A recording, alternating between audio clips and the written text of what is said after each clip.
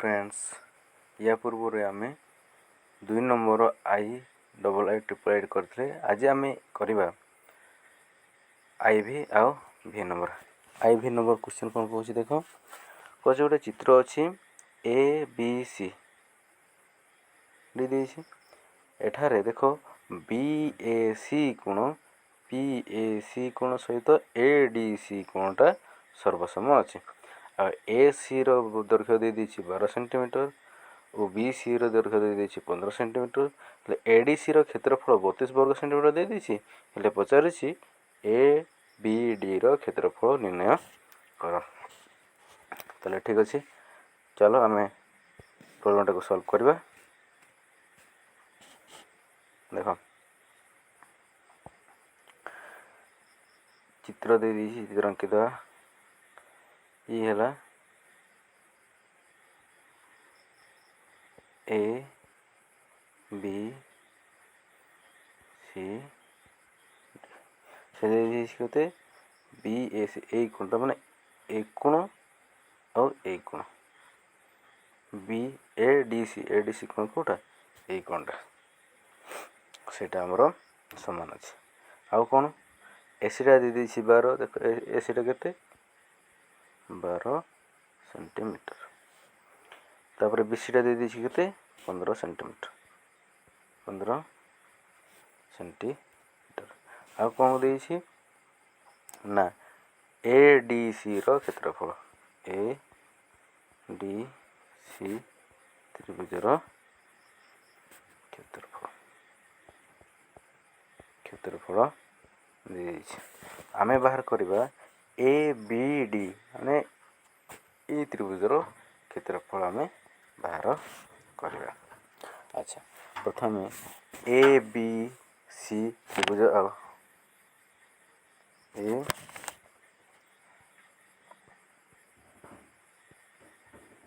ABC त्रिभुज और ADC त्रिभुज न ADC त्रिभुज न देख ADC त्रिभुज मध्य कौन अच्छी कौन सामंजस्य अच्छे देख ABC त्रिभुज ADC त्रिभुज देख आमर उत्तर अच्छी ना कौन BAC सर्वसम अच्छे ADC कोण आ गोटे कौन देख ABC रे C कोण अच्छे ना नहीं अच्छी ADC रे भी C कोण अच्छे ना नहीं अच्छी ताने आमर C कोणटा दी जन पाखे अच्छे माने कॉमन कोण ता माने एटा हला साधारण कोण कोटा C कोणटा आमर कौन हो साधारण कोण ये देख आमर उपपाद्य 4 अनुसिद्धांत 1 रे कौन कही गोटे त्रिभुजर दुईटी बाहु जदि समान है ताने अन्य गोटे त्रिभुजर दुईटी बाहु अन्य एक त्रिभुजर दुईटी बाहु सहित जदि समान है ताने ऑटोमेटिकली अन्य जो त्रिभुजटा अन्य जो कोणटा अच्छी आ जो बाकी तक कोण भी समान हम अनुसिद्धांत 1 रे कह उपपाद्य 4 अनुसिद्धांत 1 रे कही ए आम जापर कौन BABC त्रिभुज आउ सर्वसम हम क्या सहित ADC त्रिभुज सहित टिके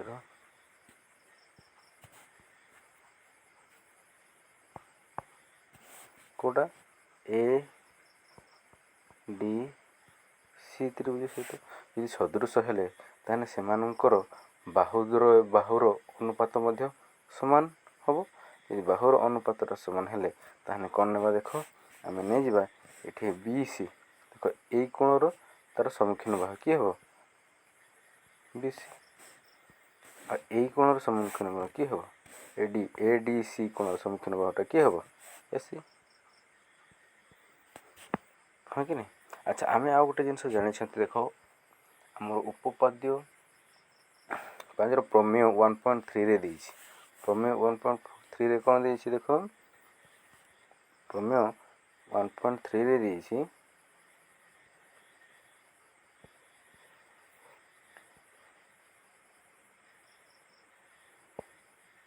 ପ୍ରମେୟ 1.3ରେ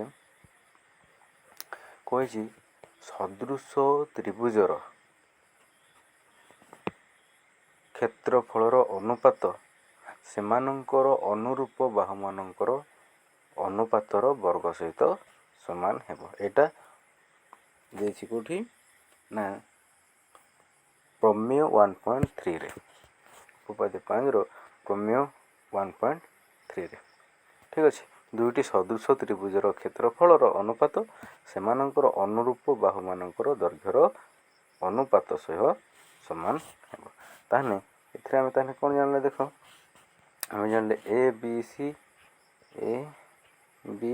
ସି ତ୍ରିଭୁଜ ସଦୃଶ ହେଉଛି କି ଏ ଡି ସି ତ୍ରିଭୁଜ। ଯଦି ସଦୃଶ ହେଲା ତାମାନେ ଏଥିରେ ଆମେ ଜାଣିବା ଯେ ତ୍ରିଭୁଜ ଏ ବି ସିର କ୍ଷେତ୍ରଫଳ ବିଭକ୍ତ ତ୍ରିଭୁଜ ଏ ଡି ସିର କ୍ଷେତ୍ରଫଳ ଇକ୍ୱାଲ୍ ଟୁ ଆମର ଅନୁରୂପ ବାହୁ କେତେ ବାହାର କରିଥିଲେ, ବି ସି ବାଇ ଏସ୍। ଦେଖ ଆମର ଦେଇଦେଇଛି ଏ ଡି ସିର କ୍ଷେତ୍ରଫଳ ଦେଇଦେଇଛି। ଏ ଡି ସିର କ୍ଷେତ୍ରଫଳ କେତେ ଦେଇଦେଇଛି, 32 ବର୍ଗ ସେଣ୍ଟିମିଟର। ତାହେଲେ ଏଠି ଆମେ ଲେଖିପାରିବା ତ୍ରିଭୁଜ ଏ ବି ସିର କ୍ଷେତ୍ରଫଳ ଏ ଡି ସିର କ୍ଷେତ୍ରଫଳ କେତେ, 32 ସେଣ୍ଟିମିଟର, 32 ବର୍ଗ ସେଣ୍ଟିମିଟର। ତ ଆମର ବିସିଟା କେତେ ଦେଇଦେଇଛି, ବିସିଟା ଦେଇଦେଇଛି ଆମର 15 ସେଣ୍ଟିମିଟର। ଆଉ କ'ଣ ଏସିଟା କେତେ ଦେଇଦେଇଛି, 12 ସେଣ୍ଟିମିଟର। ୟାର ବର୍ଗ କେମିତି ନା ପ୍ରମେୟ 1.3 ଅନୁସାରେ, ପ୍ରମେୟ 1.3 ଅନୁସାରେ। ଠିକ୍ ଅଛି। ତାହେଲେ ବର୍ତ୍ତମାନ ଏହାକୁ ଆମେ ସିମ୍ପ୍ଲିଫିକେସନ୍ କରିଦେବା। କେତେ ହେବ, ଇଏ ଧରାଯାଉ 15, ଇଏ ହେଇଯିବ 3 ପଞ୍ଚମ 15, 3 ଚଉ 12। ତାହେଲେ ୟାର ବର୍ଗ ଯଦି ହେବ କେତେ ହେବ, 25 ବିଭକ୍ତ 16। ତାହେଲେ ଆମେ କ'ଣ ଦେଖିଲେ, କ'ଣ ଜାଣିଲେ,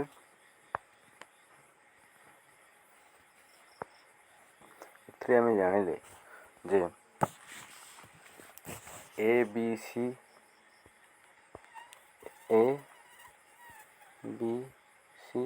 ତ୍ରିଭୁଜର କ୍ଷେତ୍ରଫଳ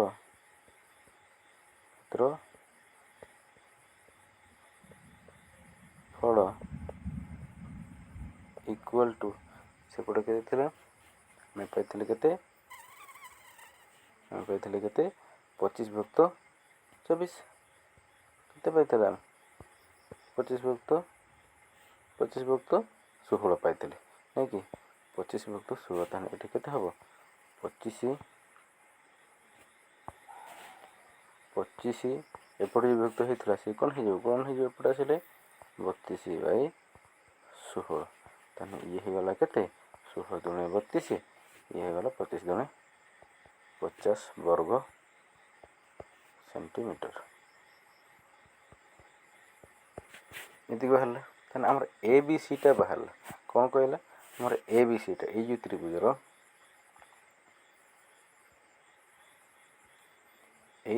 ଆମର ଏଇଟା ବାହାରିଲା। ଦେଖ ଏଇଟା ହେଲା ଏ, ଏଇଟା ହେଲା ବି, C D.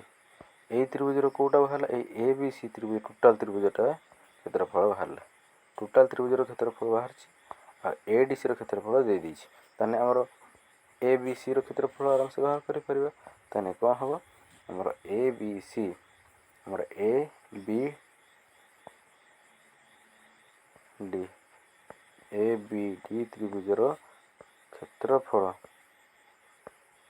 କ୍ଷେତ୍ରଫଳ equal to A B C ତ୍ରିଭୁଜର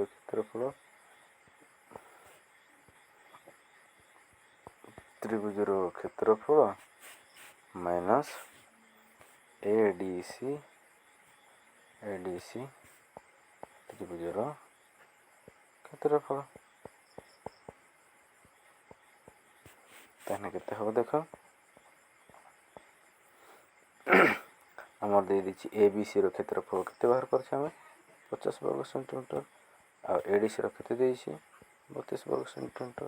ତେଣୁ କେତେ ହେବ 10 ରୁ 2 ଗଲେ 8, ଇଏ 4 ରୁ 3 ଗଲେ 8, 18 ବର୍ଗ ସେଣ୍ଟିମିଟର।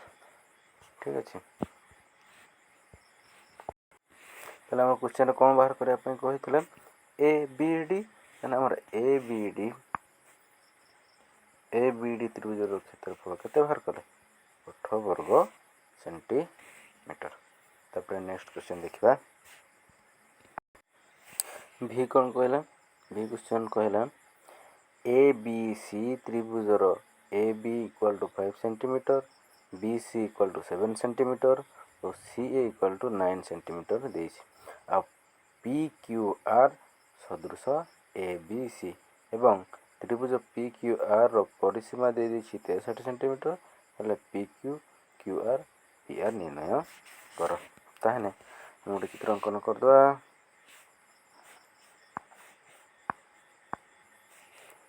ଗୋଟେ ଚିତ୍ର ହେଲା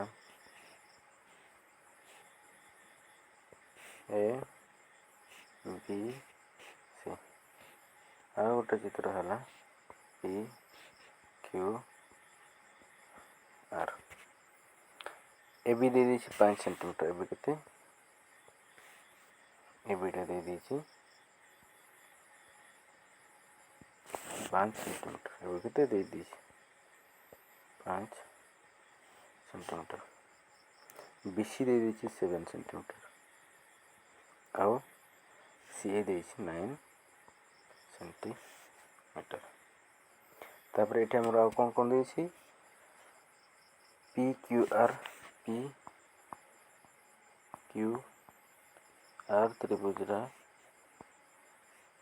ସଦୃଶ କେଉଁ ତ୍ରିଭୁଜ ସହିତ ଏ ବି ସି ତ୍ରିଭୁଜ ସହିତ ସଦୃଶ। ଆଉ କ'ଣ ଦେଇଛି A B sorry P Q R ତ୍ରିଭୁଜ ପି କ୍ୟୁ ଆର୍ର ପରିସୀମା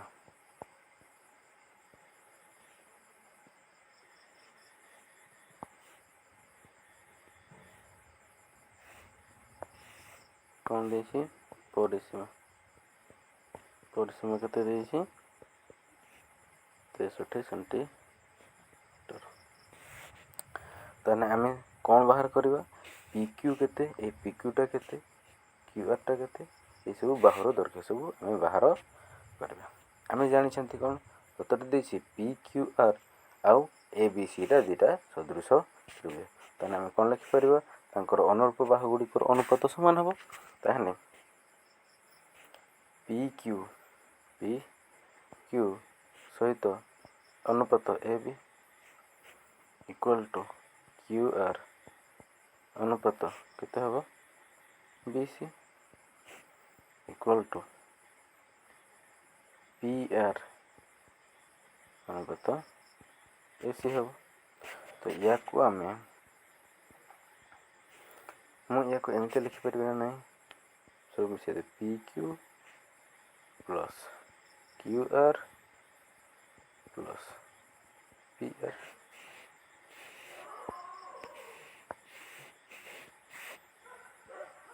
plus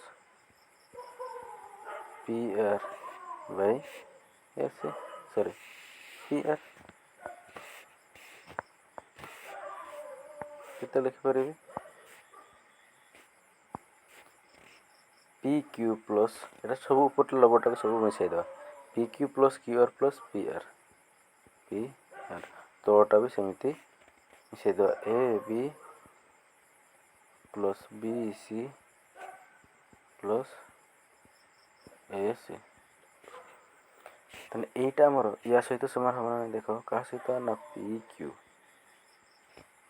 Bai A B equal two Q R by B C equal to P R by S.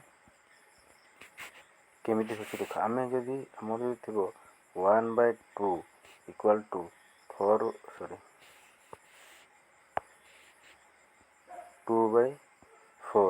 Equal to 3/6 ତାହେଲେ ଦେଖିଲ ଆମେ ଯଦି ୟାକୁ ସମସ୍ତଙ୍କର କେତେ ବାହାରେ 1/2 ୟାର ବି 1/2 ଦେଖିଲ ବାହାରିଛି କି ସବୁ ମିଶାଇଦେବା 1 ପ୍ଲସ୍ 2 ପ୍ଲସ୍ 3 ସବୁ ମିଶାଇଦେବା ହେଲା 2 4 2 6 4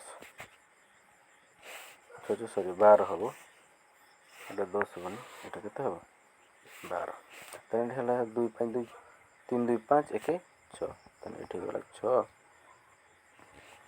ଏଠି କେତେ ହେଇଗଲା 6/12 ଦୁଇଟା କମ୍ କାଟିବା କେତେ ହେବ 1/2 ତ ଆମର ସବୁ 1/2 ସବୁ ବାହାରିଲା ନା ନାହିଁ ଏମିତି ବି ଆମେ ଲେଖିପାରିବା ଜାଣିପାରିଲ।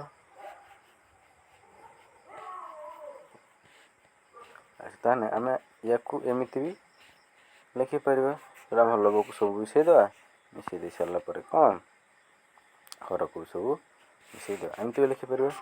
ତାପରେ କ'ଣ ହେବ ଦେଖ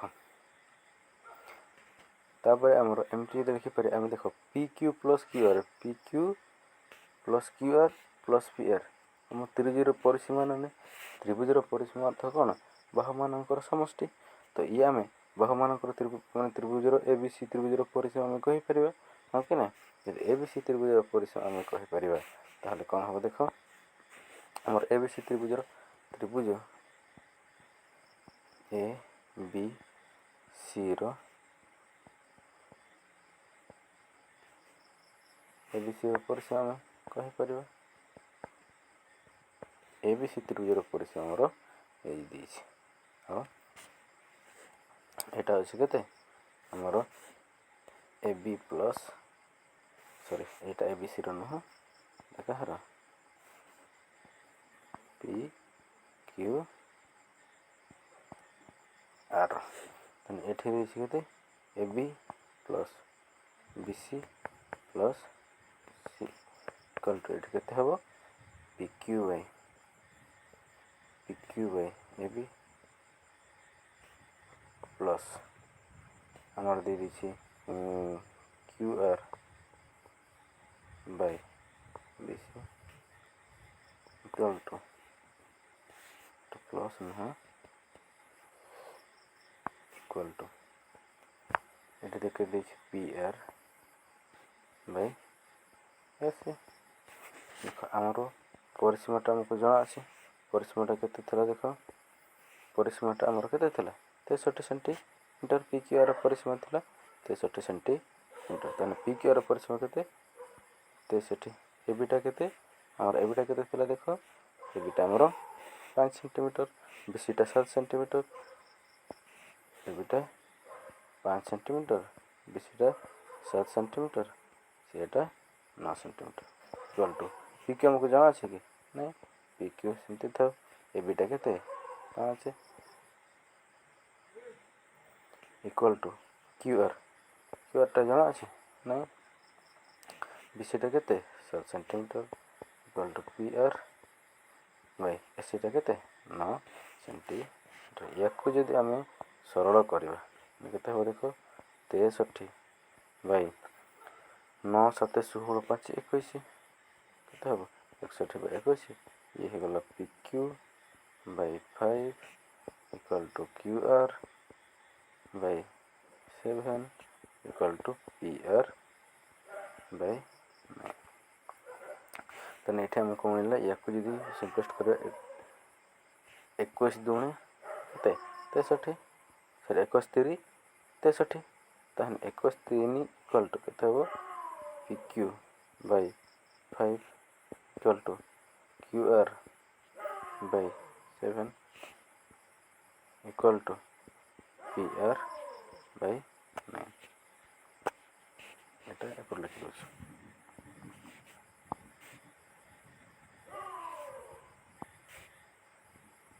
PR/9 ଠିକ୍ ଅଛି। ତାପରେ ଏଠି ଦେଖ, ଏଠି ଆମେ ଲେଖିପାରିବା ଯେ PQ3 ଇକ୍ୱାଲ୍ ଟୁ କେତେ ଲେଖିପାରିବା 3 ଇକ୍ୱାଲ୍ ଟୁ PQ/5 ଲେଖିପାରିବା। ତାହେଲେ ଆମର PQଟା କେତେ ହେବ PQ equal to 3 ଗୁଣନ 5 equal to 15। ତାହେଲେ ଆମର PQଟା କେତେ ବାହାରିଲା 15। ସେମିତି QRଟା କେତେ ବାହାରିବ 3 ଗୁଣନ 7 ଇକ୍ୱାଲ୍ ଟୁ 21 ସେଣ୍ଟିମିଟର। ସେମିତି PRଟା କେତେ ବାହାରିବ 3 ଗୁଣନ 9 ଇକ୍ୱାଲ୍ ଟୁ 27 ସେଣ୍ଟିମିଟର। ତାହେଲେ ଆମର କ'ଣ କ୍ୱେଶ୍ଚନ୍ଟା କ'ଣ ବାହାର କରିବା ପାଇଁ କହିଥିଲା? କ୍ୱେଶ୍ଚନ୍ଟା ବାହାର କରିବା ପାଇଁ କହିଥିଲା PQ କେତେ, QR କେତେ, PR କେତେ। ଆମର ବାହାରିଗଲା। ଫ୍ରେଣ୍ଡସ୍, ଆଶା କରୁଛି ମୁଁ ଆପଣଙ୍କୁ ସଠିକ୍ ଭାବରେ ବୁଝେଇଥିବି। ଆଉ ଯଦି କିଛି କେଉଁଠି ଅବୁଝା ଥାଏ ତାହେଲେ ମୋତେ କମେଣ୍ଟ କରିକି ଜଣାନ୍ତୁ। ମୁଁ ଆପଣଙ୍କୁ ଫୁଲ୍ ଯେଉଁଟା ଆପଣଙ୍କର ଡାଉଟ୍ ଅଛି ମୁଁ ଡାଉଟ୍ଟାକୁ କ୍ଲିୟର୍ କରିଦେବି। ଫ୍ରେଣ୍ଡସ୍, ଯଦି ମୋ ଚ୍ୟାନେଲ୍ଟାକୁ ସବସ୍କ୍ରାଇବ୍ କରିନାହାନ୍ତି ତାହେଲେ ସବସ୍କ୍ରାଇବ୍ କରିଦିଅନ୍ତୁ। ଏହିପରି ଆହୁରି ଆମର ଦଶମ ଶ୍ରେଣୀର ଯେତିକି ଗଣିତ ହେଉ, ଆମର ବୀଜଗଣିତ ହେଉ, ଜ୍ୟାମିତି ହେଉ, ସବୁଥିର କ୍ୱେଶ୍ଚିନ୍ ଆନ୍ସର୍ କରିକି ଆପଣଙ୍କୁ ପ୍ରୋଭାଇଡ଼୍ କରିବି। ଧନ୍ୟବାଦ।